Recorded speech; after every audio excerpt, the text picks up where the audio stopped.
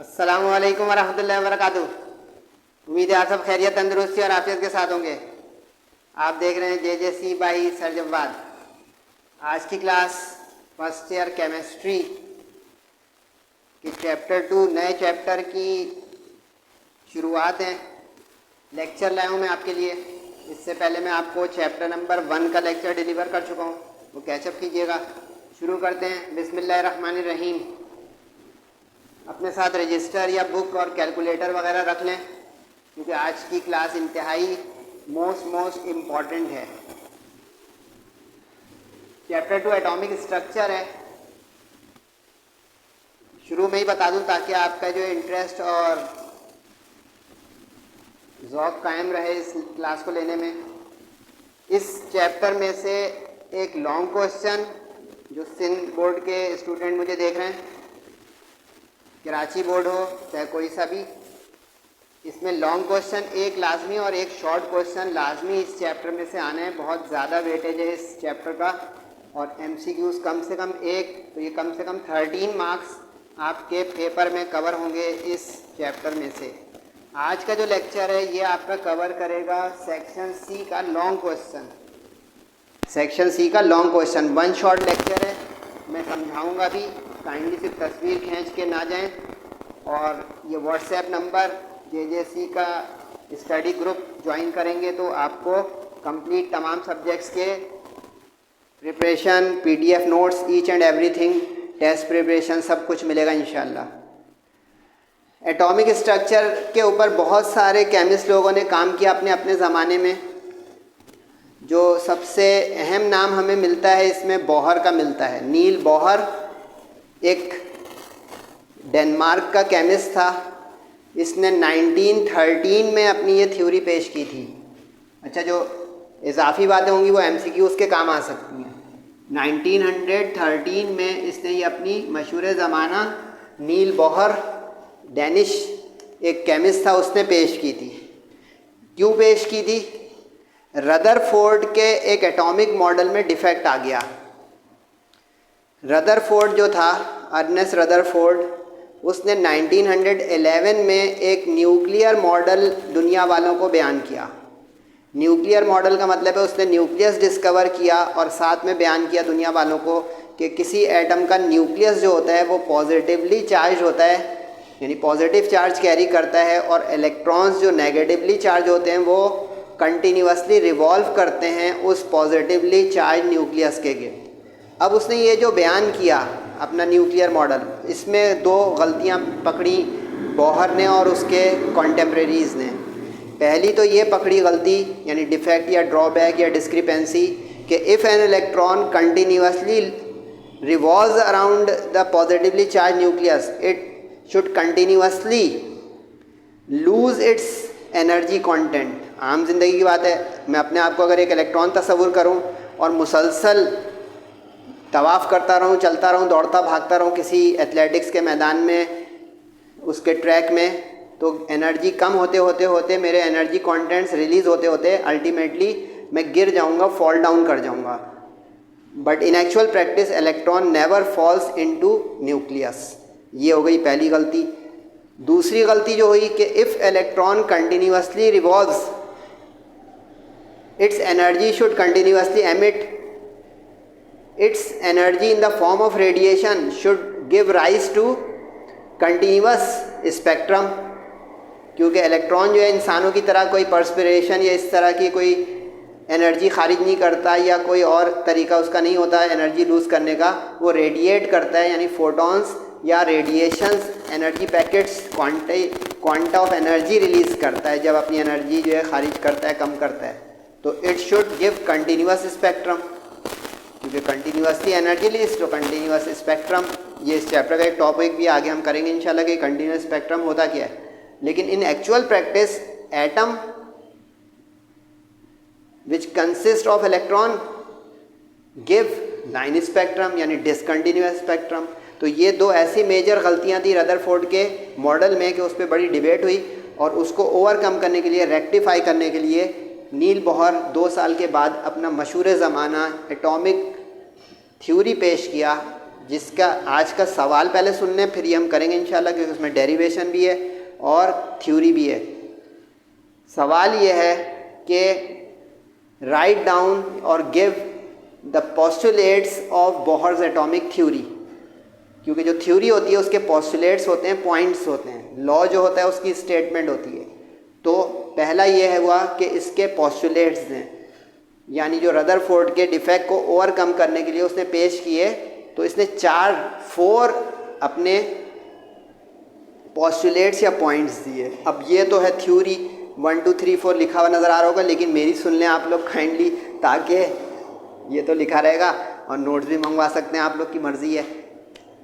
Bohr ने ये कहा कि electrons revolve around the positively charge nucleus at a certain fixed distance from the nucleus in fix circular pass called orbits और energy levels और shells.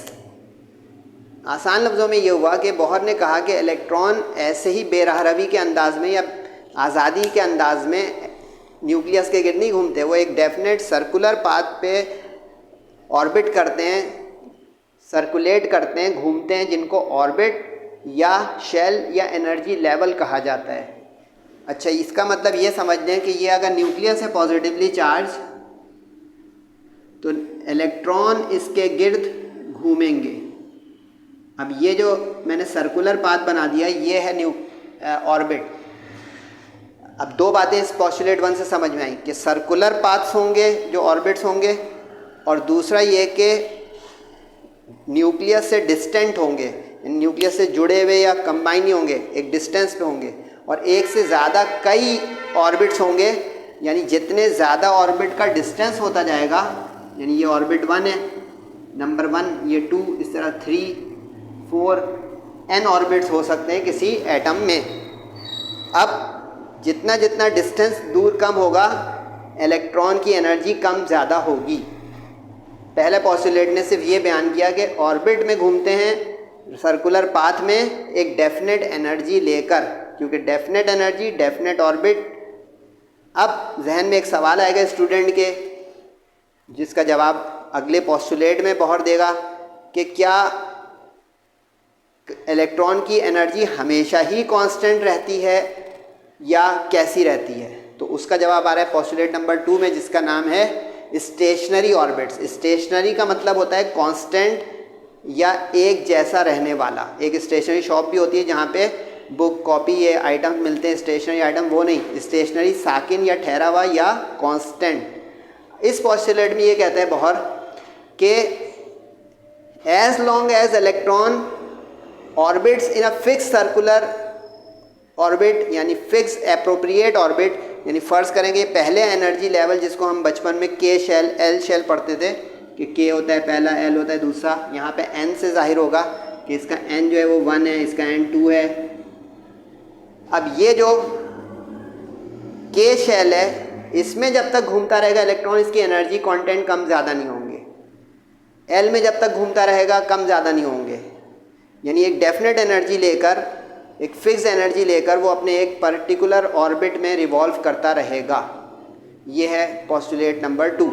अब इससे एक सवाल आपके दिमाग में आएगा, स्टूडेंट या टीचर भी अगर मुझे देख रहे हैं, कि तो क्या इलेक्ट्रॉन एक ही शेल में क़यामत तक रहेगा, अपने पैदाइश से लेकर या अपने इब्तिदा से लेकर?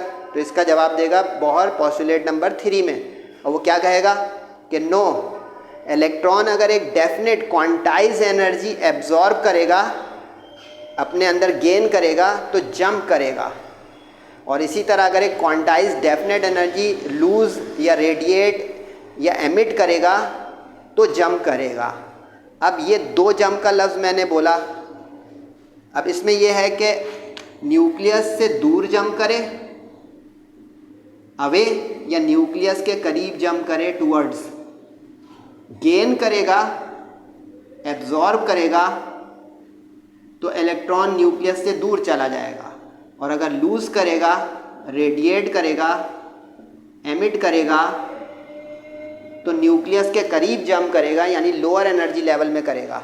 अब इसको यूँ समझें कि ये अगर के लोएस्ट एनर्जी लेवल है और L उससे हायर एनर्जी लेवल है और M उससे हायर एनर्जी लेवल है, तो K से L में जाएगा ऐड होकर, यानी एनर्जी एब्जॉर्ब गेन करके, और L से K में आएगा लूज़ करके, रेडिएट करके, खारिज करके। लेकिन इसमें ध्यान रहे, इंसान की तरह नहीं कि थोड़ा सा खा लिया, ज़्यादा सा खा लिया, एनर्जी आ गई, या कुछ निकल गया, पर्सपिरेशन या कुछ इस तरह के और कोई तरीका, तो एनर्जी कम हो गई। No, quantized. क्वांटाइज्ड का मतलब होता है कि एक डेफिनेट क्वांटा लेकर जाएगा और एक डेफिनेट क्वांटा देकर आएगा। ये क्वांटा क्या है? ये एनर्जी पैकेट फोटोन है। अब इसको समझे कि ये मैथमेटिकल पॉस्टुलेट है, यानी ये तीसरा पॉस्टुलेट जो दिया बोहर ने, ये मैथमेटिकल दिया। यानी देखें E1 E2, यानी पहले एनर्जी लेवल की एनर्जी E1 और दूसरे एनर्जी लेवल की एनर्जी E2। यानी अब E1 से E2 एनर्जी उसी वक्त बनेगी जब इसका एनर्जी डिफरेंस एब्जॉर्ब करे इलेक्ट्रॉन, क्वांटा यानी फोटोन। यानी इलेक्ट्रॉन खाता क्या है? फोटोन यानी रेडिएशन यानी एनर्जी पैकेट्स, और निकालता क्या है? खारिज क्या करता है? इवॉल्व क्या करता है? एमिट क्या करता है? लूज क्या करता है?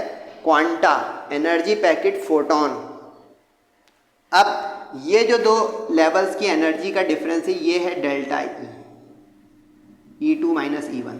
अब जो स्टूडेंट मुझे गौर से देख रहे हैं और लेक्चर ले रहे हैं, इसका मतलब है जो थर्ड लेवल एनर्जी लेवल है, तो अगर सेकंड से थर्ड में जाएगा तो 3 और 2 का डिफरेंस लेके जाएगा। 1 से 3 में जंप कर जाएगा तो 1 और 3 का डिफरेंस लेके जाएगा।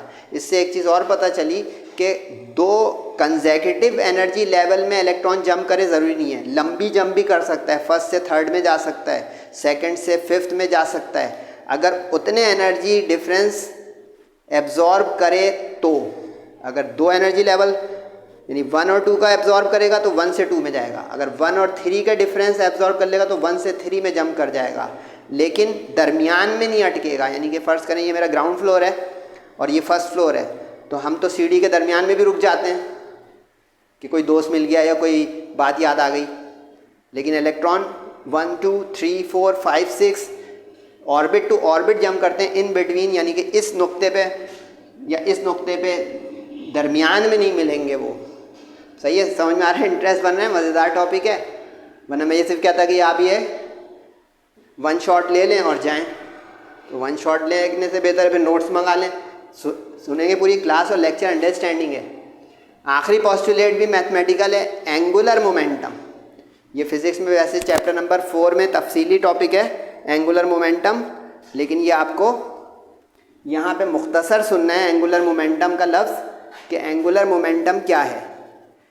कोई चीज़ जब घूमती है दायरे में, यानी एंगुलर फैशन में, यानी ऑर्बिट करती है, सर्कुलर फैशन में घूमती है, यानी उसका सर्कुलर मोशन होता है, तो वो मोमेंटम एंगुलर होता है। जैसे स्ट्रेट लाइन में मैं यहाँ से यहाँ चला जाऊँ तो ये मेरा लीनियर मोशन होगा, तो लीनियर मोशन लीनियर मोमेंटम देगा। पंखा घूम रहा है या कोई और इस तरह की चीज़, गाड़ी का व्हील घूम रहा है, तो ये सर्कुलर मोशन हो गया, इसका एंगुलर मोमेंटम होगा।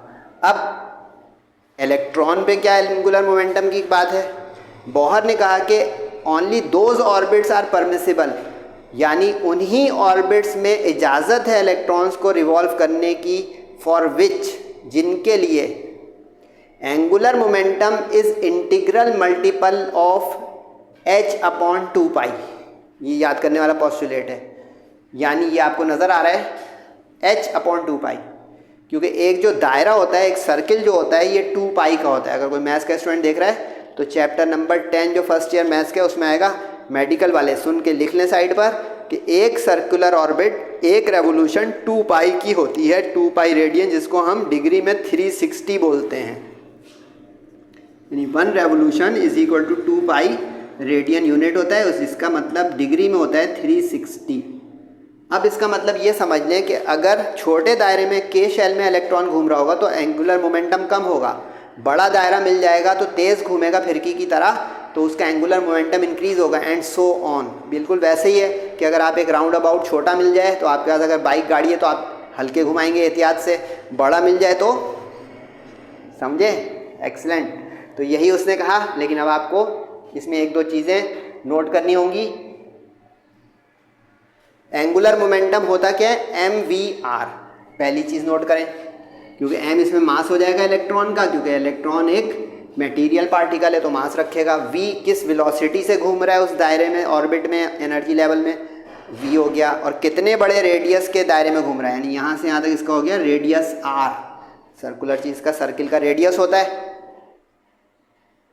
n जो है वो नंबर ऑफ ऑर्बिट अभी बता चुका हूँ, यानी अब n 1 होगा तो एंगुलर मोमेंटम कम हो जाएगा, क्योंकि 1 इंटू कॉन्स्टेंट h/2π कॉन्स्टेंट हो गया। h है प्लांक्स कांस्टेंट, कहीं लिखे अपने पास, h है प्लांक्स कांस्टेंट। इससे ये पता चला कि बोहर ने अपनी इस थ्योरी को बेस बनाया था, इसकी बेस थी प्लांक्स क्वांटम थ्योरी, जो 1900 में मैक्स प्लांक्स ने दी थी, बड़ी मशहूर। प्लांक्स कांस्टेंट जो मैक्स प्लांक ने दिया और जिसकी थ्योरी थी मैक्स प्लांक्स क्वांटम थ्योरी, इसकी वैल्यू होती है 6.625 एक्सपोनेंट -34 जूल सेकेंड। MCQs भी कवर हो रही है कि अगर प्लांक्स कांस्टेंट की वैल्यू पूछ ले तो आप कहेंगे 6.6 है। अच्छा, राउंड ऑफ करेंगे तो 6.63 लिख सकते हैं, 25 को 30 बोल दिया तो 6.63 -34 है एक्सपोनेंट में जूल सेकेंड, सही है। और ये जो है कांस्टेंट हो गया, यानी जितना h/2π कांस्टेंट, n बढ़ाते जाएं तो एंगुलर मोमेंटम बढ़ता जाएगा। कॉमन सेंस कि जितना बड़ा दायरा, जितना बड़ा ऑर्बिट और एनर्जी लेवल, उतना ज़्यादा एंगुलर मोमेंटम। तो ये तो उस सवाल का जवाब हुआ कि इम्तिहान में आ जाए कि राइट डाउन द पोस्टुलेट्स या मेन पोस्टुलेट्स या points of Bohr's atomic theory. अब बोहर थ्योरी की एप्लीकेशन और सिग्निफिकेंस क्या है। अच्छा, टोटल 4 डेरिवेशन हमारे सिलेबस में, 2 आज इंशाल्लाह हम लेक्चर में करेंगे और लेक्चर 2 में 2 और डेरिवेशन आएंगी। लेकिन मोस्ट इम्पॉर्टेंट डेरिवेशन ये 2 रहती हैं, सबसे ज़्यादा ये आती हैं एग्ज़ाम में, तो इसको ज़्यादा हैवी हैंड रखिएगा। और वो नहीं कि हल्का उसको हैंड रखें या नहीं रखें, ये रोटेट होती रहती है डेरिवेशन एग्ज़ाम में, इसका ज़्यादा चांस रहता है इन दोनों का। अब बोहर थ्योरी अप्लाई कहाँ होगी? बोहर थ्योरी अप्लाई होगी हर ऐसे एटम पर जो सिंगल इलेक्ट्रॉन रखता है। ये नोट करें बड़ा बड़ा, यानी बोहर थ्योरी की भी एक लिमिटेशन या इसकी कोई ड्रॉबैक है, ये नहीं कि ये यूनिवर्सल है, इस बने ये लॉ बन जाता। अब बोहर थ्योरी हर उस एटम पे अप्लाई हो सकती है या आयन पर या स्पीशी पर जिसके पास सिंगल इलेक्ट्रॉन हो, यानी एक इलेक्ट्रॉन वाला। अब अगर आप लोगों को मेरे साथ बात समझ में आ रही है तो हाइड्रोजन वो सिंपलेस्ट एटम है जिसके पास सिर्फ एक इलेक्ट्रॉन है एटम। बाकी फिर आयन बनेंगे जिनके पास एक इलेक्ट्रॉन हो, क्योंकि इसके अलावा कोई एटम ऐसा नहीं है, क्योंकि कोई भी 2 एटम एक जैसे इलेक्ट्रॉन्स नहीं रख सकते। पीरियोडिक टेबल अगर आप देखें तो पीरियोडिक टेबल में एटम्स हैं, तो देखें कोई भी रिपीटेड नहीं है। हाइड्रोजन के बाद हीलियम है, हीलियम के बाद लिथियम है, लिथियम के बाद बेरिलियम है, बेरिलियम के बाद बोरॉन है, चलते जाएँ 118 तक चले जाएँ, कोई भी रिपीटेड एटम नहीं है, यानी एटॉमिक नंबर रिपीट नहीं हो रहा, यानी कोई इलेक्ट्रॉन एक जैसी तादाद वाले एटम नहीं हो सकते। लेकिन एक जैसे इलेक्ट्रॉन रखने वाली तादाद वाले आयन हो सकते हैं। अभी मैं बताऊंगा मज़ीद। ये जो डायग्राम बना रहा हूँ ये रेडियस की डेरिवेशन के साथ बनेगी। ये हो गया जनाब न्यूक्लियस पॉजिटिवली चार्ज, और ये हो गया हाइड्रोजन एटम। ठीक है यहाँ तक। अब ये इसका रेडियस है,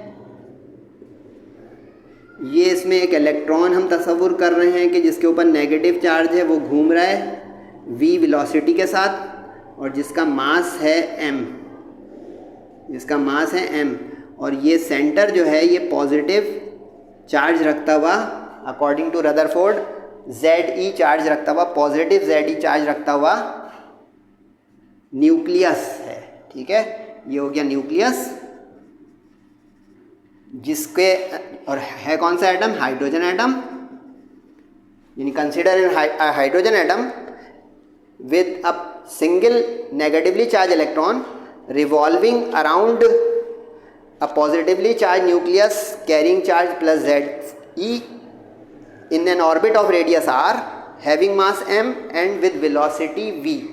ठीक, अब हमें इसमें डेरिवेशन करनी है रेडियस की, यानी ये बोहर की बड़ी अच्छी एप्लीकेशन है कि हम इस थ्योरी को इस्तेमाल करते हुए इतने माइक्रोस्कोप से भी बारीक छोटे एटम हाइड्रोजन या उस जैसे आयंस के रेडियस यानी साइज को मेजर कर सकते हैं थ्रू कैलकुलेशन और डेरिवेशन। तो मैथ्स अब थोड़ी आएगी, तवज्जो रखिएगा। 1 इसलिए लिखा है कि पहली डेरिवेशन आ रही है बोहर्स थ्योरी की मदद से, radius of nth orbit of hydrogen atom. इम्तिहान का क्वेश्चन भी होगा जिसकी वर्डिंग होगी कि by using Bohr's theory postulate drive an expression for the radius of nth orbit of hydrogen atom. अब ये है हाइड्रोजन एटम के लिए, लेकिन हम इस्तेमाल इसको औरों पे भी कर सकते हैं। जैसे अगर आपने हीलियम का नाम सुना हो तो हीलियम आयन, अब आपको अगर पता हो हीलियम का एटॉमिक नंबर 2 है, पॉजिटिव आयन उस वक्त बनता है जब एक इलेक्ट्रॉन लॉस हो जाए। तो इसका मतलब हो गया कि इसके पास 2 इलेक्ट्रॉन थे, एक चला गया, तो इसके पास भी अब 1 इलेक्ट्रॉन बचा, तो लाइक हाइड्रोजन हो गया। इसी तरह अगर आपने लिथियम का नाम सुना हो तो लिथियम का एटॉमिक नंबर 3 है। अगर ये डाईवैलेंट आयन यानी अपने 2 इलेक्ट्रॉन लूज़ कर दे तो 3 - 2 से ये 1 इलेक्ट्रॉन, तो लाइक हाइड्रोजन हो गया। साइड पे लिखे हैं बड़ा बड़ा, MCQs भी कवर हो रही हैं, एप्टीट्यूड भी आगे 2 साल में आएंगे आपके के सर जब बात मेहनत करवा रहे हैं कर लें, फ़ायदा होगा, A1 आ जाएगी और बहुत बेस्ट। लेकिन सिर्फ मैं अपनी वीडियो नहीं बना रहा हूँ, कंप्लीट लेक्चर क्लास मिल रही है आपको, फ़ायदा उठा रहे हैं तो उठा लें। अच्छा, चैप्टर 1 के न्यूमेरिकल्स भी चले गए हैं मेरे पूरे अंडरस्टैंडिंग के साथ, उसको भी अगर आपको फॉलो करना है तो चैप्टर 1 स्टेशोमेट्री के लॉजिकल सेंस में कैटेगरी वाइज। अब हीलियम लिथियम आयंस यानी जितने भी ऐसे आयंस होंगे जिनके 1 इलेक्ट्रॉन रह जाएं लॉस के बाद, वो सब हाइड्रोजन एटम जैसे बन जाएंगे, तो हम कहेंगे इस पे बोहर थ्योरी अप्लाई हो सकती है, बाकियों पे नहीं। इससे ये पता लगा किसी नेगेटिव यानी एन आयन स्पीशी पे बोहर थ्योरी नहीं लग सकती। पॉजिटिव आयन होता है कैट आयन, ठीक है। अब डेरिवेशन जो बताऊंगा ज़रा सही से देखिएगा, क्योंकि बीच बीच में मैं थोड़ा रेड पेन चलाऊंगा कि कहाँ कहाँ इसमें बारीकियाँ हैं। सबसे पहले तो हम कुछ लेट करेंगे जो बता भी चुका हूँ। ई जो है माइनस चार्ज इलेक्ट्रॉन का होता है, वी वेलोसिटी ऑफ इलेक्ट्रॉन है जो नज़र आ रही डायग्राम फेयर है, 1 नंबर डायग्राम का होगा, बाकी काम होगा। एम मास ऑफ इलेक्ट्रॉन है, R radius of orbit under consideration, यानी हम फर्स्ट ऑर्बिट ले रहे हैं और हाइड्रोजन का 1 इलेक्ट्रॉन है तो फर्स्ट यानी के ऑर्बिट में ही होगा। Ze plus charge on nucleus है, ठीक है। अब यहाँ से डेरिवेशन शुरू होगी। इलेक्ट्रोस्टैटिक फोर्स आपने किसी क्लास में पढ़ा होगा, कूलम्स लॉ। ये कूलम्स लॉ उस जगह लगता है जहाँ पे 2 चार्ज बॉडीज़ आ जाएं। अब ख्याल है यहाँ पे देखें, एक न्यूक्लियस है चार्ज बॉडी पॉजिटिव और एक इलेक्ट्रॉन है चार्ज बॉडी नेगेटिव, तो इसका मतलब है इनके दरमियान एक ख़ास अट्रैक्टिव फोर्स आ जाएगी प्लस माइनस की, जिसको हम कूलम्स लॉ से बयान कर सकते हैं। ओरिजिनल कूलम्स लॉ क्या था? ओरिजिनल कूलम लॉ ये था, F = K Q1 Q2 upon R²। Q को कैपिटल भी लिख सकते हैं चार्ज, लेकिन अब यहाँ पे देखें चार्ज Q1 की जगह Ze है और Q2 की जगह E है। समझे कुछ? क्योंकि हम यहाँ पे अब इस पर अप्लाई करेंगे ना, तो अब यहाँ पे Q1 की जगह आपको Ze रखना है और Q2 की जगह जो है E रखना है। इससे ये डेरिवेशन आगे बढ़ेगी। अब देखें K Ze E upon R²। अब K क्या चीज़ है भाई? K कहलाती है परमिटिविटी कांस्टेंट। परमिटिविटी कांस्टेंट इसका मतलब कि किस मीडियम में आप स्टडी कर रहे हैं अपने एटम की या आयन की। बेसिकली हम एयर में कर रहे होते हैं तो इसलिए इसमें आ जाएगा एप्सिलॉन नॉट। एप्सिलॉन नॉट यानी वैक्यूम परमिटिविटी। एप्सिलॉन नॉट का मतलब, ये तो K का मतलब है परमिटिविटी कांस्टेंट। अब इसमें एप्सिलॉन नॉट क्या है? यानी K खुद भी एक कांस्टेंट के बराबर है 1/4 एप्सिलॉन नॉट। तो ये कहलाती है वैक्यूम परमिटिविटी, यानी जो हवा के या स्पेस के लिए इस्तेमाल में आती है। यानी हम अपने इस एटम की या लिथियम और हीलियम आयन की स्टडी पानी में या ऑयल में इस तरह के किसी मीडियम में नहीं कर रहे, वरना फिज़िक्स के चैप्टर 9-10 में जब आप मेरे साथ पढ़ेंगे उसमें इसमें एप्सिलॉन भी एप्सिलॉन R हो जाता है फिर, और अलग हो जाता है उसका काम। सॉरी, ऐसा हो जाता है कभी कभी। तो अब ये जो है हम पहुंच गए इलेक्ट्रोस्टैटिक फोर्स तक, ठीक है। अब E और E स्क्वायर क्यों हो गए? क्योंकि charge on electron is equal to charge on proton. दोनों की कीमत बराबर होती है इलेक्ट्रॉन प्रोटॉन के चार्ज की, तो इसलिए E प्लस और E माइनस सिर्फ नेचर के लिए था कि ये प्रोटॉनिक है, क्योंकि न्यूक्लियस कैरीज प्रोटॉन, और E माइनस नेचर है कि इलेक्ट्रॉन कैरीज नेगेटिव चार्ज। तो अब इन जनरल E × E² क्योंकि वैल्यू मैग्नीट्यूड बराबर। सही यहाँ तक? तो अब के की जगह रख दें 1/4πε0 और ई इंटू ई स्क्वायर कर दें, आर स्क्वायर अपनी जगह रहा। याद रहे आर की डेरिवेशन करनी है। अब ये तो एक तस्वीर का रूप हुआ कि इलेक्ट्रॉन न्यूक्लियस पॉजिटिव को एक दूसरे के साथ अट्रैक्ट कर रहे हैं। ऑर्बिट में घूम किस बुनियाद पे रहा है इलेक्ट्रॉन, यानी फरार नहीं हो रहा या न्यूक्लियस में गिर नहीं रहा। सेंट्रीफ्यूगल फोर्स जो इसको थाम के रखी हुई है सर्कुलर ऑर्बिट में, तो दूसरी फोर्स, यानी इसमें पहली बात हुई कि एक फोर्स ये और दूसरी फोर्स ये, और ये दोनों फोर्स इक्विलिब्रियम में बैलेंस करेंगी, काउंटर बैलेंस करेंगी, इक्वेट करेंगी, तो इलेक्ट्रॉन और एटम बैलेंस रहेंगे, यानी इक्विलिब्रियम में रहेंगे। ना इलेक्ट्रॉन एस्केप कर पाएगा न्यूक्लियस के बाहर के माहौल से और ना न्यूक्लियस में गिर के वैनिश हो पाएगा। तो इसलिए अब यहाँ पे सेकंड फोर्स जो अमल कर रही होगी इलेक्ट्रॉन पे वो सेंट्रीफ्यूगल फोर्स होगी। सेंट्रीफ्यूगल जो खींच के रखती है किसी सेंटर से सर्कुलर मोशन में ऑब्जेक्ट को। अब बज़ाहिर लग रहा होगा सेंट्रीपिटल फोर्स का फॉर्मूला है, तो सेंट्रीपिटल सेंट्रीफ्यूगल फोर्स बराबर होती है यहाँ पे, चूँकि इलेक्ट्रॉन आउटवर्डली स्ट्रेच है तो इसलिए सेंट्रीफ्यूगल बोलेंगे। mv²/r फॉर्मूला याद है आपको, ये दोनों माजी से उठाया हमने 9-10 की क्लास से। अब इक्विलिब्रियम, ये दोनों फोर्सेस एक दूसरे को बैलेंस करेंगी। पहली कहाँ है, वो रही Fe = E फॉर इलेक्ट्रोस्टैटिक, दूसरी है रही Fc = सेंट्रीफ्यूगल। इसको रख दें आमने सामने, equate, because of balance condition of atom and electron. अब mv²/r लेफ्ट पे समझते जाइएगा और Ze²/4πε0r² राइट पर। अब मैथ्स, r इधर भी और बीच में कोई प्लस माइनस का साइन नहीं है, तो r से r² हो गया कैंसिल, जो बचा हमने लिख दिया वहाँ। अब ये मसला फंस गया, पूछें कैसे, क्योंकि एक वक्त में दो अननोन मैथ्स में नहीं आ सकते। रेडियस हमारी मेन हेडिंग चल रही है यानी रिक्वायरमेंट डेरिवेशन की, और तहकीक ये कहती है कि जब कोई सर्कुलर मोशन में ऑब्जेक्ट घूमता है तो उसकी velocity instant to instant, point to point vary करती है। जैसे कभी आप झूले में बैठे हैं, मैरी गो राउंड वाले, जो ऊपर से यूँ घूमता है, नीचे आते हैं वो लगता है तेज़ हो जाता है और ऊपर चढ़ने में थोड़ा उसको दुश्वारी दिक्कत हो रही होती है उसके मैकेनिज्म मोटर को, तो वो आहिस्ता चढ़ता है, समझे। तो वही बिल्कुल इलेक्ट्रॉन की कहानी है कि वो एक जैसी वेलोसिटी से नहीं घूमेगा। तो इसका मतलब है हमें उस पैरामीटर को एलिमिनेट करना होगा जो वेरिएबल है, क्योंकि अब देखें इसमें Z कांस्टेंट है, हाइड्रोजन का 1 रख देंगे एंड में, E चार्ज ऑन इलेक्ट्रॉन है, कांस्टेंट रख देंगे, पाई बचपन से सुन रहे हैं 3.142 या 22/7 कांस्टेंट रख देंगे, एप्सिलॉन परमिटिविटी कांस्टेंट है यानी वैक्यूम परमिटिविटी कांस्टेंट रख देंगे, मास ऑफ इलेक्ट्रॉन कांस्टेंट होता है। यानी अब दो में से पहले एक अननोन को हटाएंगे, डेरिवेशन हो जाएगी डन। अब कैसे हटाएं V को, R को नहीं हटा दिए क्योंकि R तो क्वेश्चन है हमारा, V को कैसे हटाएं। अब आएंगे बोहर साहब इन एक्शन, रोक कर रहे हैं यहाँ तक बोहर का है, और सर ने शुरू में बोला कि बोहर की एप्लीकेशन है ये, ज़रा हाजिर है ना, देखिए ये एक बात, वो पोस्टुलेट देखें, फोर्थ पोस्टुलेट, इसके अंदर गौर करें V और R आ रहा है, डन हो गया ना। मुझसे आगे भी जा सकते हैं जो मैथ्स के अच्छे स्टूडेंट हैं।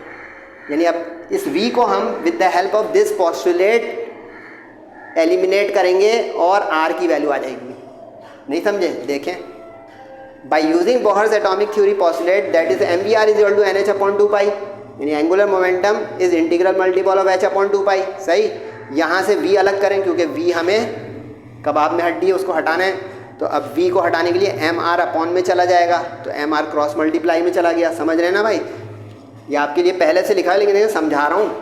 mr उधर आ गया, अब हमें लेकिन चाहिए V पे स्क्वायर, तो अब इसकी स्क्वायरिंग बोथ साइड कर देंगे हम, तो V पे स्क्वायर आ जाएगा लेफ्ट पे, n का स्क्वायर n स्क्वायर, h का स्क्वायर h स्क्वायर, 2 का स्क्वायर 4, पाई का स्क्वायर m का स्क्वायर और r का स्क्वायर ये हो गया, यानी स्क्वायरिंग बोथ साइड्स। ठीक है, square both sides, square on both sides भी कहते हैं कुछ teacher, squaring on both side भी कहते हैं। अब इस V स्क्वायर को इस जगह पुट कर दें, तो देखें m अपनी जगह रहा और ये value n² h²/4π² m² r² इस जगह पे आ गई, Z² ये अपनी जगह रहा। इंटरेस्टिंग डेरिवेशन है। अच्छा, नोट्स मंगा लेंगे ना PDF, फ़ायदे में रहेंगे, लेकिन उसके लिए ग्रुप स्टडी आपको ज्वाइन करनी होगी, 1 टाइम पेमेंट है, पूरे साल की फ़ीस मर्जी है कर लें, उसमें आपको ये स्टेप इस तरह करने होती हैं। तो मैंने 1 शॉट के लिए इस तरह लिखा है लाइन से, वर्टिकल 8 मार्क्स का एक लॉन्ग है, तरीके से करना होगा। अब इसको सिंप्लीफाई करें, m से m² कैंसिल हो गया, जो बाकी बचा लिख दिया n² h² और ये रहा 4, ठीक है। ये तो लेफ्ट हैंड साइड है ना, राइट तो अपनी रह गई ना बेटा, ये रही। अब इसको सिंप्लीफाई करेंगे तो हम नज़दीक देखेंगे 4 से 4 भी कट जाएगा, इज इक्वल टू, बीच में कोई प्लस माइनस नहीं है, r से r स्क्वायर कट जाएगा। अब जो बचाएगा वो लिखा n स्क्वायर h स्क्वायर, ये लिखा हुआ है। पाई भी एक कैंसिल हो रहा है, पाई से लेके पाई स्क्वायर, तो यहाँ बचा पाई m r, ये यहाँ बचा z square upon epsilon not, ये क्लियर स्टेप।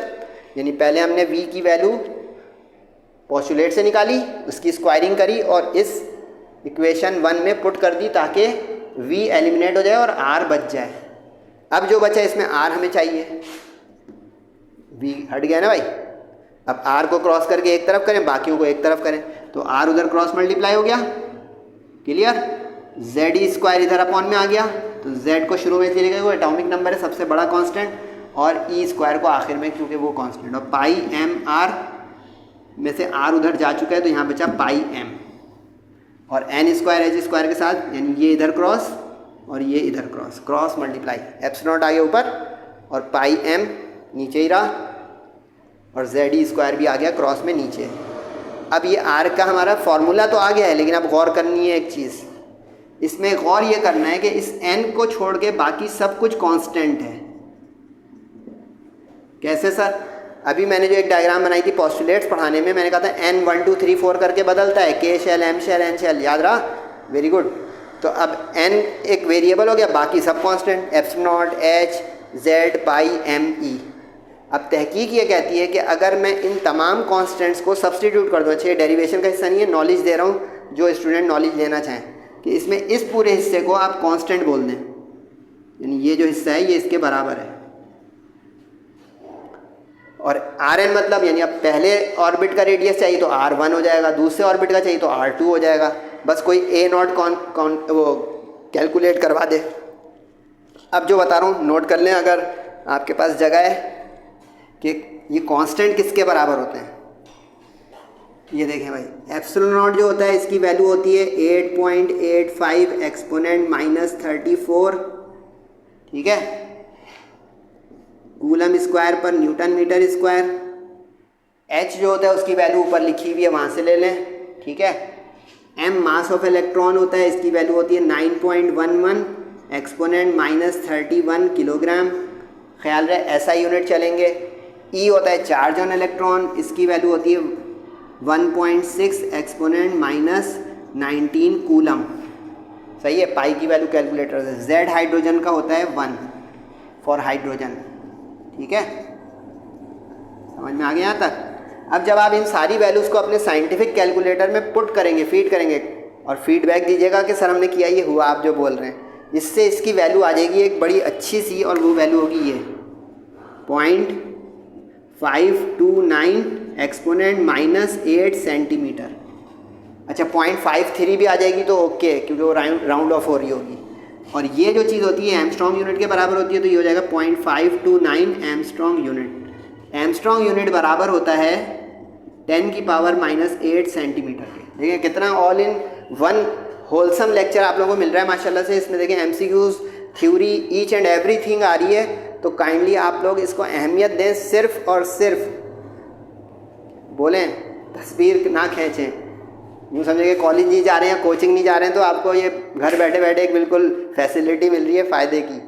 तो अब ये इसकी वैल्यू है, ये कैलकुलेट करनी नहीं है, साइड पे लिखे फॉर एमसीक्यूज या फॉर न्यूमेरिकल, कि इसमें सारे कॉन्स्टेंट्स फीड करेंगे साइंटिफिक कैलकुलेटर में, तो आपके ये अच्छा ये a नॉट आया, तो अब इसका मतलब है अगर इसको 1 से मल्टीप्लाई कर देंगे, 1 का स्क्वायर, 2 का स्क्वायर, 3 का स्क्वायर, तो आपके पास k shell, l shell, m shell की रेडियस की वैल्यू आती चली जाएगी। देखा बहर का दिमाग कितना अच्छा था, उसने एक रेडियस का डेरिवेशन किए और किसी भी शेल का रेडियस आ सकता है, क्योंकि अब इसमें बस n को 1 रख दें, यानी दिस इंटू 1 का स्क्वायर 1, तो यही 0.529 आ जाएगा। दिस इंटू 2 का स्क्वायर यानी दिस इंटू 4, तो ज़बानी बताया तो इससे आएगा आपका 2.116 या 2.1। तो देखिए सेकंड ऑर्बिट का रेडियस हो जाएगा 2.1 एमस्ट्रॉन्ग यूनिट या 2.1 एक्सपोनेंट -8 सेंटीमीटर। तीसरे के लिए 9 से मल्टीप्लाई कर देंगे, तो 9 इंटू दिस, ज़बानी बताया तो उससे आ जाएगा ये 4.6 एमस्ट्रॉन्ग यूनिट, यानी 4.6 एक्सपोनेंट -8 सेंटीमीटर। करके देखिएगा ज़रूर, ये देखें मैं अपने लिए नहीं कर रहा हूँ, आपके लिए कर रहा हूँ कि ये ज़बान ये बताया। तो ये MCQs और न्यूमेरिकल भी कवर हो गए। तो दुआ, अगर समझ में आ गया तो दुआ कर लें कि ये एग्ज़ाम में आ जाए। सेक्शन C का सवाल लगा हुआ कि ये हो गई रेडियस की कंप्लीट डेरिवेशन, हैंस ड्राइव करके आप यहाँ पे लिख सकते हैं, यानी यहाँ पे हैंस ड्राइव्ड हो गई कंप्लीट। सही है जी। अब एक डेरिवेशन और है, 10 मिनट लगेंगे। लेक्चर बड़ा होता है मेरा, लेकिन उसमें फ़ायदा जिसका होता है वो ज़रूर देख लिया करें। अब दूसरी डेरिवेशन जो है, इसमें एक अच्छी खबर है, इसमें डायग्राम नहीं होगी। बातें साइड पे लिखें इंपॉर्टेंट। इसमें डायग्राम बनेगी रेडियस वाले के साथ, और एनर्जी की डेरिवेशन आएगी तो इसमें डायग्राम नहीं बनेगी, ये सिर्फ प्योर डेरिवेशन है। ठीक है, क्लियर यहाँ तक। अब इस डेरिवेशन में हमें क्या करना है, यानी कि इसका सवाल होगा कि drive an expression for the total energy of electron in nth orbit of hydrogen atom, कि किसी हाइड्रोजन एटम के ऑर्बिट में अगर इलेक्ट्रॉन रिवॉल्व कर रहा हो तो उसकी कुल तवानाई, टोटल एनर्जी क्या होती है बताएं। सही है। अब यहाँ पे आपको दो बातें समझनी, उसके बाद ये डेरिवेशन निस्बतन आसान है कि इलेक्ट्रॉन जो है हरकत में, इन मोशन, न्यूक्लियस के गिर्द मुसलसल। ठीक है, तो इसका मतलब है इट पॉसेसेस काइनेटिक एनर्जी, क्योंकि kinetic energy is due to motion. Number 2, it is a charge particle and revolving around the positive nucleus at a distance, at some distance. ठीक, यानी एक पॉजिटिव चार्ज बॉडी के गिर्द एक negative charge electron एक फासले के साथ घूम रहा है। तो इसका मतलब है कि इसकी एक एनर्जी होगी जिसको हम कहेंगे पोटेंशियल एनर्जी। लेकिन note it down, this potential energy is called electric potential energy, not MGH वाली नहीं, ग्रेविटेशनल वाली नहीं। वो तो होती है कि भाई मैं कुर्सी पे बैठा हूँ तो ज़मीन से कितनी ऊंची कुर्सी है, मैं पहली मंजिल पे चला गया तो ज़मीन से पहली मंजिल कितनी ऊंची है, वो होती है ग्रेविटेशनल पोटेंशियल एनर्जी, मासेस की होती है जो with respect to surface of earth होती है। यहाँ पे तो भाई इलेक्ट्रॉन का वो ऑर्बिट ज़मीन पे है, कुर्सी पे है, छत पे है, समझे। तो ये मतलब कि यहाँ पे हमें देखना पड़ेगा इसका इलेक्ट्रिकल पोटेंशियल एनर्जी का मैग्नीट्यूड, क्योंकि वो eight a distance of a charge body होती है। ठीक है, अब टोटल एनर्जी इन दोनों एनर्जीज का सम होगी इलेक्ट्रॉन की, यानी total energy of electron will be the sum of its kinetic energy and electric potential energy. अब अगर हम सम हाउ इन दोनों एनर्जीज को निकाल लें तो प्लस करेंगे तो ये डन हो जाएगी डेरिवेशन। देखते हैं, 2 इसलिए लिखा गया, सेकंड डेरिवेशन है। Total energy of electron is the sum of kinetic energy and potential energy. ठीक, अब हमें 1 by 1 ये दोनों निकालें, फिर पुट कर देना है। अब इसको सिंबल्स में लिखते हैं, तो टोटल एनर्जी के सिंबल को लिख दिया ET, T फॉर टोटल, पूरा वर्ड टोटल भी लिख सकते हैं, TOTAL, काइनेटिक एनर्जी। इक्वेशन इसलिए बोला कि अब हमारे पास ये दोनों अननोन है और ये तो मेन अननोन है, तो ये दोनों छोटे अननोन निकलेंगे, पुट हो जाएंगे तो एक मेन जैसे। देखिए ये सब मैं जो सिंबल्स बता दूँ मेरे पढ़ाने का अंदाज़ है, फ़ायदा है हो रहा है तो बताएं कि 2 अननोन थे तो छोटे अननोन को पहले हटाएंगे तो बड़ा मेन अननोन आ जाएगा। अब काइनेटिक एनर्जी, पोटेंशियल एनर्जी, कान पकड़ने, आप पोटेंशियल भी पहले निकाल सकते हैं, काइनेटिक भी। मैंने काइनेटिक पहले निकाली। काइनेटिक एनर्जी ½ mv², बचपन से पढ़ रहे हैं, नहीं पढ़ रहे तो आज देख लें। अब यहाँ पे करीब में ही लिखा हुआ है mv² की वैल्यू है Ze²/4πε0r। नजर आ रही है mv² की, ये यहाँ रख दें। ये देखो लिखा है पुट इक्वेशन 1 इन इक्वेशन 2, इस इक्वेशन 1 को, नजर आई, इसको हम यहाँ पे पुट कर देंगे। तो अब ये देखें Ke ½ अपनी जगह रहा और ये पूरा mv² की जगह आ गया। अब यहाँ पे एक स्टूडेंट सवाल पूछ रहा है, सर अगर ये डेरिवेशन आई और ये नहीं आई तो हम इक्वेशन 1 कहाँ से लाएंगे? एक्सलेंट क्वेश्चन, लिखे साइड पर। अगर सिर्फ एनर्जी की डेरिवेशन आई और रेडियस की नहीं आई तो यहाँ पे पहुँच के आप लिखेंगे इक्वेशन 1 इसको, या इसको बोल चुके हैं इक्वेशन 1। ठीक है, तो आप, अच्छा ये आप कन्फ्यूजन आ रही होगी कि सर ये भी इक्वेशन 1 है, ये भी इक्वेशन 1 है, तो इसको इक्वेशन A कर देते हैं ताकि कन्फ्यूजन ख़त्म हो जाए। वरना एक सोच रहा होगा 2 जगह इक्वेशन 1 है, इसको इक्वेशन A कर दिया है। ठीक है, करेक्शन नहीं है, ये कन्फ्यूजन से बचने के लिए, वरना ओके था।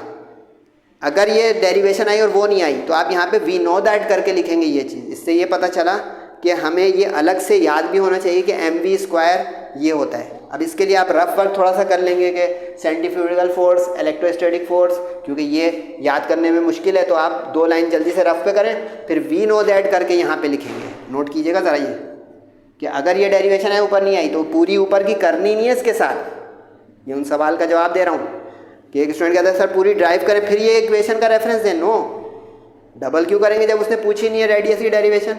तो वहाँ से रेफरेंस उठाएंगे, रेफरेंस भूल रहे तो रफ पे करके वी नो दैट करके लिखेंगे। क्लियर? ओके। अब इसको चूँकि यहाँ पे हम डेरिवेशन साथ कर रहे थे दोनों तो हमने यहाँ से उठा के रख दी। अच्छा, इम्तिहान में दोनों आएगी तो आप फिर इसी तरह चलाएंगे जो बिल्कुल ये प्रेजेंटेशन है। ठीक है। अब 4 2 8 होता है, ये 8 हो गया। ये 24 नहीं है भाई, मल्टीप्लाई है क्योंकि यहाँ पे अपॉन में 1/2 था। अब ये इसको इक्वेशन इसलिए दे, इस इक्वेशन को पोटेंशियल की जो आएगी उसको पुट कर देंगे इक्वेशन ए में, यानी काइनेटिक एनर्जी का ये क्वेश्चन मार्क हट गया। क्लियर हो रहा है? अब हम पोटेंशियल एनर्जी के क्वेश्चन मार्क के लिए काम करेंगे। अब पोटेंशियल एनर्जी, अब ये ज़रा ट्रिकी है क्योंकि ज़िंदगी की नई चीज़ें संभालें, क्योंकि MGH तो बच्चा जानता है, ये लोग भूल जाते हैं या नया होता है तो समझते नहीं है। किसी चार्ज बॉडी के पोटेंशियल एनर्जी ना उसकी इलेक्ट्रिकल पोटेंशियल एनर्जी होती है और एट अ डिस्टेंस होती है, तो इसके लिए उसको वर्क डन करना पड़ता है मुखालफत में, क्योंकि वर्क डन नहीं करेगा तो गिर जाएगा पॉजिटिव न्यूक्लियस के अंदर नेगेटिव इलेक्ट्रॉन। तो ये work done bringing electron from infinity to a point at a distance, यानी इलेक्ट्रॉन को दूर से हम थाम के रख रहे हैं न्यूक्लियस के करीब। ये डायग्राम बनी हुई थी इसलिए समझाने के लिए बनानी नहीं है इस एनर्जी के साथ डेरिवेशन। अब ये potential energy is the form of work done, लेकिन यहाँ वर्क डन नेगेटिव इसलिए कि हम मुखालफत में काम कर रहे हैं, अपोजिशन, यानी इलेक्ट्रॉन को पकड़ के थाम के कह रहे हैं कि भाई घूमते रहो न्यूक्लियस के गिर्द, कहीं जाना नहीं। तो वो एट अ डिस्टेंस आके वो अब बाउंड हो गया है, इसलिए ये नेगेटिव साइन यानी नेगेटिव वर्क डन है। इसको कहते हैं नेगेटिव वर्क डन जब उस वक्त होता है जो मुखालफत में किया जाए किसी एक्शन के, यानी इलेक्ट्रॉन बाहर रहे हम उसको न्यूक्लियस के करीब रखें। अब कौन सी फोर्स लगेगी यहाँ पे? इलेक्ट्रोस्टैटिक फोर्स जो हम ऊपर लाए थे कूलम की, वो। और डिस्टेंस कितना है जहाँ से वो घूम रहा है? r डिस्टेंस पे। ठीक है। अब इलेक्ट्रोस्टैटिक फोर्स उठाए वहाँ से। इसका ये मतलब नहीं कि बार बार पिछली डेरिवेशन दिखा रहा हूँ, लिंक बना रहा हूँ ताकि आपका मूड कायम रहे। अब ये यहाँ से आ गया, इसका r से r कैंसिल हो गया, जो बाकी बचा वो लिखा हुआ नज़र आ रहा है। इससे ये हुआ कि ये आपकी पोटेंशियल एनर्जी आ गई। अब ये काइनेटिक एनर्जी का छोटा क्वेश्चन मार्क स्मॉल, ये पोटेंशियल एनर्जी का। अब 3 4 को ले जाके हम पुट कर देंगे इसमें, तो इसलिए यहाँ पे भी एक चीज़ आएगी। अब देखिए जिसने तस्वीर खींची हुई होगी उसको चेंज करना आ रहा होगा। ये देखें, इसलिए कहना लेक्चर पूरा लिया करें भाई, क्लास के तौर पे नहीं है, मर्जी है। अब इस 3 4 को ले आके रख दें यहाँ, तो अब काइनेटिक एनर्जी यहाँ रख दी। पोटेंशियल एनर्जी जो है खुद माइनस में थी तो माइनस के साथ रख दी, प्लस इंटू माइनस माइनस हो गया। अब एलसीएम लेना आता है ना सबको भाई, Z² दोनों में सेम है, पाई एप्सिलॉन r दोनों में सेम है। इसका मतलब है सिर्फ आपको 4 और 8 का एलसीएम लेना होगा। तो 4 और 8 का एलसीएम क्या होगा बेटा? इसका 1 हो गया, इसका 2 और फिर इसका मतलब है 4 2 8, इसका एलसीएम हो गया, क्योंकि 4 के टेबल में भी 8 आता है, 8 के टेबल में भी 8 आता है। तो अब इसका एलसीएम हो गया आपका 8, लेकिन अब यहाँ पे एक 2 कम है, तो इसका मतलब है कि यहाँ पे 2 लाना पड़ेगा। तो 4 2 8 ये आ गया। बाकी पूरा एज इट इज़ क्यों रहा? क्योंकि डिनोमिनेटर पूरा सेम है सवाए 4 और 8 के। तो यहाँ पे बस 2 1 2 होकर, क्योंकि यानी वो एलसीएम पड़ा है 4 2 8 और फिर 2 1 2। ठीक है यहाँ तक। अब 1 में से 2 माइनस करें तो माइनस का 1 हो जाएगा, क्योंकि यहाँ 1 है। 1 - 2 इज़ माइनस का 1। अब मसला फिर फंस गया, डेरिवेशन कंप्लीट नहीं हुई। आप लोग सोच रहे होंगे पुट किया, आंसर तो आ गया, टोटल एनर्जी। 2 अननोन आ गए बेटा, जागे। रेडियस खुद भी तो जो अभी बताया था, पहला रेडियस छोटा होगा, दूसरा बड़ा, तीसरा बड़ा, के शेल का सबसे कम, उससे ज़्यादा, याद रहा। तो अब इसका मतलब आर को हमें एलिमिनेट करना है, एनर्जी को रोकना है। तो अब आर की वैल्यू वहाँ से उठाएं। अच्छा फिर सुन लें, अगर ये एनर्जी की आई डेरिवेशन होनी तो आपको ये याद भी होनी चाहिए वैल्यू, इसको लर्न भी करेंगे ताकि न्यूमेरिकल के लिए पूरा डेरिवेशन करेंगे, आपको ये फॉर्मूला याद हो। तो इस याद होने से फ़ायदा क्या होगा? जस्ट पुट कर देंगे हम यहाँ पे। इस वाले को याद रखने से क्या फ़ायदा होगा? जस्ट पुट कर देंगे यहाँ पे। सही है? ओके। अब जहाँ के हम क्या करें बेटा, आर की उस वैल्यू को रख दें। तो देखें, we have radius of nth orbit. अच्छा ये जो मैंने किया है ना, ये यहाँ बोल रहा था कि अगर रेडियस की डेरिवेशन ना आए और ये आए तो आप यहाँ पे वी हैव या वी नो दैट करके mv² लिखेंगे और पुट कर देंगे। सिर्फ इक्वेशन नंबर का रेफरेंस नहीं देंगे क्योंकि वहाँ पे ड्राइव ही नहीं होगी तो इक्वेशन नंबर भी नहीं होगा। जैसे ये लिखा ना we have radius of orbit, यानी तसव्वुर कर रहे हैं हमने रेडियस की डेरिवेशन नहीं की है और हमें रेडियस की वैल्यू याद है, तो देखिए वो वहाँ से आ गई, वो बैकग्राउंड में, लेकिन फिर भी लिख दी दोबारा से, समझ गए। अब इस आर के वैल्यू को ले जाके पुट करें इस आर में, करें मेरे साथ, यानी अब इस आर को पुट करना है यहाँ पे, तो अब देखें क्या होगा। ई टोटल अपनी जगह minus Z square upon 8 pi epsilon not अपनी जगह, आर की वैल्यू आ गई 1 अपॉन में क्योंकि आर अपॉन में, तो देखें वहाँ पे रखी हुई है भाई N square epsilon naught H square upon Z pi M E square. Okay, divide multiply होकर उलट जाता है, सबको पता है, तो डिवाइड मल्टीप्लाई में उलट गया, ठीक है। अब z इंटू जेड 2 दफ़ा है जेड स्क्वायर, पाई से पाई हो गया कैंसिल, ठीक है, m आ गया और e स्क्वायर मिलकर हो गया e4, z और z मिलकर हो गया z स्क्वायर, नीचे 8 आ गया, n स्क्वायर आ गया, एप्सिलॉन नॉट मिलकर हो गया एप्सिलॉन नॉट स्क्वायर। इसमें बहुत ध्यान रखिएगा, एक भी स्क्वायर या पावर 4 कम हो गई ना, टीचर तैयार बैठा है वो नंबर काट देगा, h स्क्वायर। अब ये जो हुआ है इसमें आप गौर करें, सिर्फ इस n को हटाकर फिर सब कांस्टेंट है, जैसे ऊपर जो है उस n को हटा के सब कांस्टेंट थे, z m e 8 epsilon not और h, तो इसको भी हम एक नया नाम दे देंगे साइड पे, जैसे ऊपर वाले को a नॉट दिया था, इसमें z को 1, अच्छा इसमें भी आप z को 1 करके बॉक्स बना सकते हैं, क्या for hydrogen atom z is 1, z is 1 for hydrogen atom. ये नहीं कि मैं भूला हूँ, मैं बता रहा हूँ ऑप्शन है इसमें कि z रहने दें या z को 1 रख के हाइड्रोजन एटम का गायब कर दें। अब इसमें इस n स्क्वायर को अपॉन में अलग कर दिया, बाकी पूरे को एक जगह लिख दिया, ये देखें z को 1 लिख दिया, ठीक है, तो 1 अब लिखा नहीं जाता है, ख़त्म हो गया, me4 upon 8 epsilon not square, epsilon not, ये जो है बोलना आ रही है, एप्सिलॉन नॉट जो है इसका नाम क्या है, एप्सिलॉन नॉट, इसको पढ़ेंगे ये एप्सिलॉन और नॉट, पुरानी इंग्लिश नॉट नहीं क्योंकि वैक्यूम जो होता है उसमें कुछ भी मैटर नहीं होता है, यानी खला, और खला खाली, एम्प्टी, वैकेंट, सही है। अब इसमें अगर आप इस पूरे को कांस्टेंट नाम रख दें तो k हो जाएगा, इस तरह ये आपकी हो गई डेरिवेशन। अब अगर इसको भी आप कोई साइंटिफिक कैलकुलेटर में फीड करेंगे तो एक इंटरेस्टिंग सा जवाब आएगा, लिख लें साइड पर। अच्छा वो करना नहीं है, बिल्कुल पक्का होने के लिए A1 वालों को बता रहा हूँ कि कोई कहते हैं कि भाई इसकी वैल्यू बताओ MCQs में, एप्टीट्यूड में, कि इसकी वैल्यू क्या आएगी, तो इसकी वैल्यू आएगी 2.18 एक्सपोनेंट -18, सही है, जूल पर एटम। लेकिन अगर पर मोल में निकालेंगे, ये किस तरह आएगी, आप m e एप्सिलॉन नॉट और h की सारी वैल्यू रखेंगे, m की ये रखेंगे, एप्सिलॉन नॉट की ये रखेंगे, e की ये रखेंगे, सही है, h की वो ऊपर लिखी है, वहाँ से ये सारी फीड करेंगे कैलकुलेटर में साइंटिफिक। मुझे बताइएगा, देखें मैं आपके लिए बता रहा हूँ सब, तो इससे ये वैल्यू आएगी। इसको अगर जूल पर मोल करना चाहेंगे तो वो आ जाएगी 1312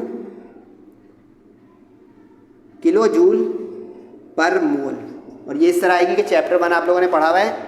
आप इस रिज़ल्ट को अगर मल्टीप्लाई कर देंगे एवोगैड्रोस नंबर ऑफ पार्टिकल्स से तो ये आ जाएगा।